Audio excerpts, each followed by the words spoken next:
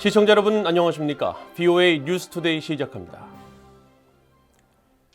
유엔 총회 회의에서 한국이 북한과 러시아의 무기 거래 등 군사 협력 문제를 거듭 지적하며 비판했습니다.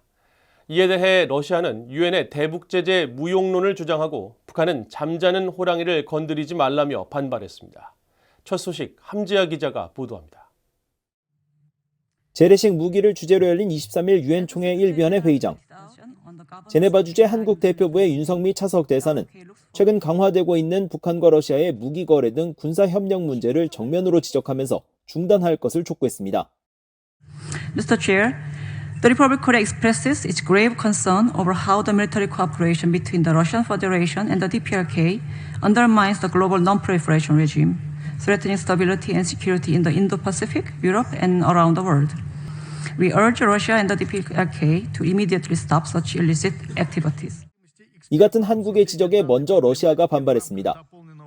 러시아 대표단의 안드레이 벨루소프 부단장은 러시아와 북한의 양자 협력은 유엔 헌장과 국제조직의 목적과 원칙에 전적으로 부합한다고 주장하면서 느닷없이 유엔 안보리 대북 제재의 무용론을 내세웠습니다.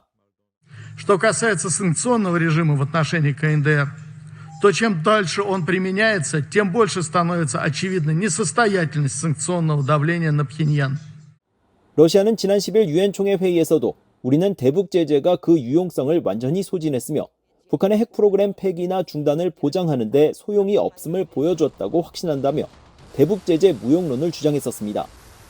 최근 북한과의 군사 협력을 강화 중인 러시아가 유엔 안보리의 대북 제재와 관련해 노골적으로 북한 입장을 대변하고 있는 것입니다. 마이크를 이어받은 유엔 주재 북한 대표부의 김인철 서기관도 북러 협력은 호혜적이고 간섭할 사안이 아니라면서 반발했습니다. Development of equal and reciprocal relations between sovereign states is not something that South Korea, which is no more than a colonial subordinate of the United States, is allowed to interfere with. South Korea should bear in mind that if it continues to provoke us groundlessly, it will face extreme security crisis far from diffusing its security uneasiness. Don't dare to provoke a sleeping tiger. 러시아와 북한의 반발이 이어지자 한국은 재반박권을 얻어 러시아도 찬성한 유엔 안보리 대북 결의를 거론하면서 북한과 러시아의 주장을 일축했습니다. More than ever, it is imperative for UN member states to implement all Security Council resolutions sincerely and thoroughly to stop the DPRK from further advancing its dangerous capabilities. Russia, in particular, as a permanent member of the Security Council, has a greater responsibility to respect and observe the resolutions that it agreed to adopt. 한국은 전임 문재인 정부 시절인 2020년과 2021년에는 북한의 일방적인 주장에 반박권을 활용한 대응을 하지 않았거나 반박권을 행사해도 이곳은 그 문제를 논의할 장소가 아니다라며 북한과의 논쟁을 피했습니다. 하지만 윤석열 정부 출범 이후 반박권과 재반박권을 적극 활용하면서 북한의 일방적인 주장에 적극 대응하고 있습니다. VOA 뉴스 함지아입니다. 사우디아라비아를 국빈 방문 중인 한국의 윤석열 대통령과 무함마드 빈 살만 왕세자 겸 총리가 공동 성명을 통해 한반도와 국제사회의 안정을 저해할 수 있는 핵과 탄도미사일 프로그램과 무기 이전 등 대량 살상 무기의 확산을 저지하기 위한 유엔 안보리 결의의 모든 위반을 규탄했습니다. 양측은 24일 북한을 겨냥한 이 같은 내용을 포함해 국제 평화와 안보를 위협하고 저해하는 대량 살상 무기의 확산을 방지하기 위해 국제사회의 노력을 지지하는 것이 중요함을 강조하고 또 양국의 경제 협력 등을 담은 공동성명을 채택했습니다. 한국 대통령실이 발표한 공동성명에 따르면 윤 대통령은 특히 최근 사우디가 이란과의 관계 복원을 포함해 중동 지역 내 긴장을 완화하고 평화를 촉진하는 데 적극적인 역할을 하고 있음에 주목하고 중동 지역의 안정이 한반도를 비롯한 국제사회 전체의 평화와 안정에 직결된다는 인식 아래 중동 정세의 안정을 위한 사우디의 노력을 지지한다고 밝혔습니다. 또 사우디아라비아 빈 살만 왕세자는 한국 대북 정책의 기조인 담대한 구상 제안을 포함한 한국 정부의 끈기 있고 단호한 노력을 평가했습니다. 미국 백악관의 제이크 설리번 국가안보보좌관이 조 바이든 행정부 출범 이후 동맹과의 관계 강화와 협력 성과를 언급하면서 북한 위협에 맞선 미한일 3국의 협력 강화를 강조했습니다.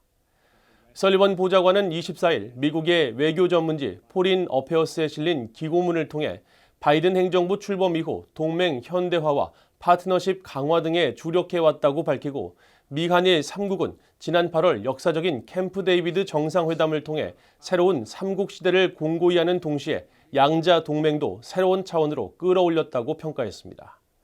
또 북한의 위험하고 불법적인 핵과 미사일 프로그램에 직면해 우리는 영내 평화와 안정이 유지될 수 있도록 미국의 확장 억제력을 그 어느 때보다 강력하게 하기 위해 노력하고 있다면서 이것이 바로 우리가 한국과 워싱턴 선언을 체결하고 일본과 확장 억제 논의를 진전시키고 있는 이유라고 강조했습니다. 설리번 보좌관은 또 팔레스타인 무장정파 하마스의 기습 공격으로 촉발된 이스라엘과의 긴장 고조가 중동 지역 전체로 번질 것을 경계하면서 미국은 미국인과 미국의 이익을 수호하기 위해 필요시 군사력을 사용할 준비가 돼 있다고 거듭 강조하고 이어 미국 정부는 이스라엘과 팔레스타인의 양립을 목표로 한 두 국가 해법을 여전히 지지하고 있다고 밝혔습니다.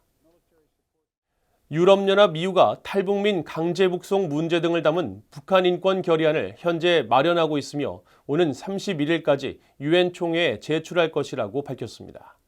최근 집중 조명되고 있는 중국 정부의 탈북민 강제 북송 문제는 유엔 총회 회의에서도 적극 제기됐습니다. 김영권 기자가 보도합니다. 매년 북한 인권 결의안 초안을 작성해오고 있는 유럽연합 EU가 이번 유엔 총회에 제출할 북한 인권 결의안의 제출 시기와 그 내용의 일부를 BOE에 밝혔습니다. 유엔 주재 유럽연합 대표부의 크리스토퍼 매튜스 대변인은 먼저 유럽연합은 북한의 인권 상황을 규탄하는 북한 인권 결의안을 오는 31일까지 유엔 총회 제3위원회에 제출할 것이라고 밝혔습니다. 그러면서 현재 공동 제안국들과 한국 등 핵심 그룹 내부에서 유엔 총회에 제출할 최종 문안을 계속 논의 중이라고 설명했습니다.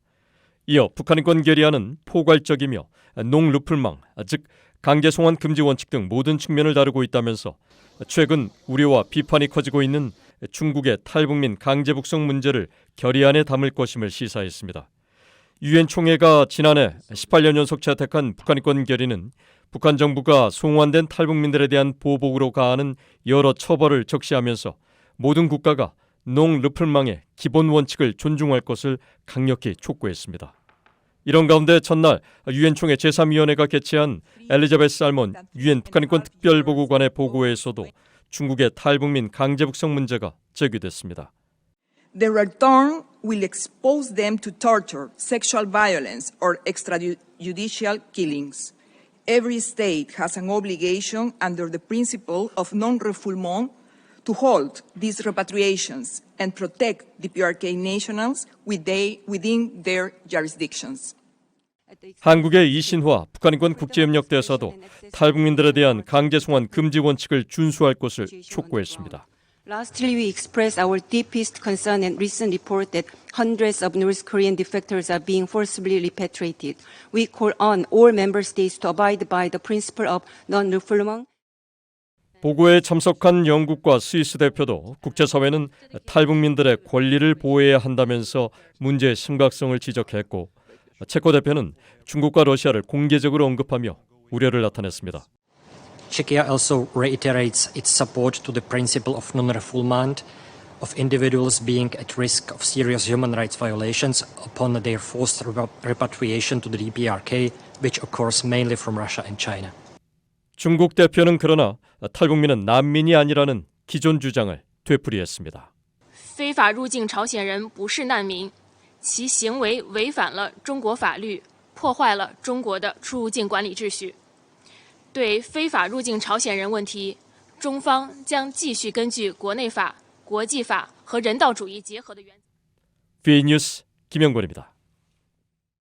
미국 국무부는 북한 인권 문제와 관련해 줄리 터너 신임 북한 인권 특사만큼 깊이 있는 지식과 경험을 가진 사람은 거의 없다면서 최근 북한의 터너 특사 비난을 일축했습니다.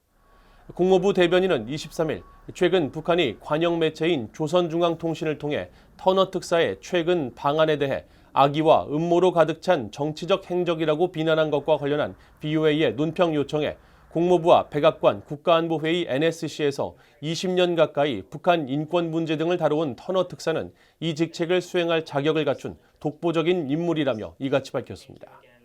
이어 북한은 세계에서 가장 억압적인 권위주의 국가 중 하나이며 북한의 인권 상황은 개탄스럽다면서 미국은 인권을 외교 정책의 중심에 두기 위해 최선을 다하고 있다고 강조했습니다. 지난 2017년 로버트 킹 전 특사가 퇴임한 지 6년 9개월 만에 북한 인권 특사 활동을 재개한 터너 신임 특사는 취임 첫 일정으로 지난주 한국을 방문해 박진 외교부 장관과 김영호 통일부 장관 등 정부 관계자와 시민사회단체, 납북자 가족과 탈북민 등 다양한 인사들을 만나 북한 인권 개선에 대해 논의했으며 이에 대해 북한은 반공화국 인권 모략 소동이라며 반발했습니다.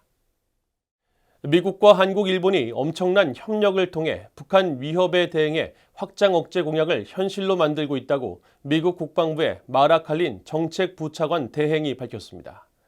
칼린 정책부차관 대행은 24일 브루킹스 연구소가 미국에 대한 향후 10년의 도전에 대처하는 로드맵 2022 국방전략 보고서 발표 1주년을 맞아 개최한 대담에 참석해 북한의 위협에 대한 대응 전략 상황을 묻는 질문에 북한의 지속적인 위협이 존재하며 더 악화될 것이라면서 이같이 밝혔습니다.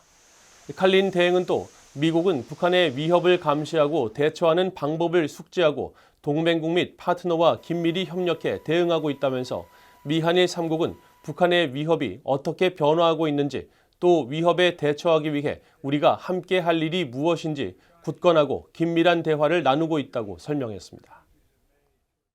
지난 8월 캠프 데이비드 3국 정상회의를 계기로 미한일 국방관계가 활성화됐으며 한국과 일본은 러시아와 중국의 관계 심화가 초래할 잠재적 위협에 대해 인식하고 있다고 미국 국방부의 일라이 레트너 인도태평양 안보 담당 차관보가 밝혔습니다. 레트너 차관보는 지난 23일 워싱턴의 애틀랜틱 카운슬에서 열린 2023 중국 군사 안보 보고서 관련 대담에 참석해 인도태평양 지역의 소다자주의 협의체들이 영내 억지력 유지에 기여를 했다면서 미한일 협력에 대해 이같이 밝혔습니다. 그러면서 동중국해와 남중국해에서 이뤄지는 중국의 군사적 강압 행위를 거론하면서 특히 최근 중국 전투기가 북한의 유엔 제재 위반을 감시하던 캐나다군 정찰기에 접근해 위협 비행을 실시했다고 지적했습니다. 앞서 지난 16일 글로벌 뉴스 등 캐나다 언론들은 북한의 석유 금수 조치 위반 선박을 감시하기 위해 동중국해 항로를 감시하던 캐나다 공군의 해상 초계기에 중국 전투기 2대가 5m 이내까지 초근접 비행하면서 여러 차례 조명탄을 쏘는 등 비행을 방해했으며 이에 대해 빌 블레어 캐나다 국방부 장관은 절대로 용납될 수 없는 행동이라며 중국을 비판했다고 보도했습니다. 이상으로 VOA 뉴스투데이를 모두 마칩니다. 시청해주신 여러분 고맙습니다.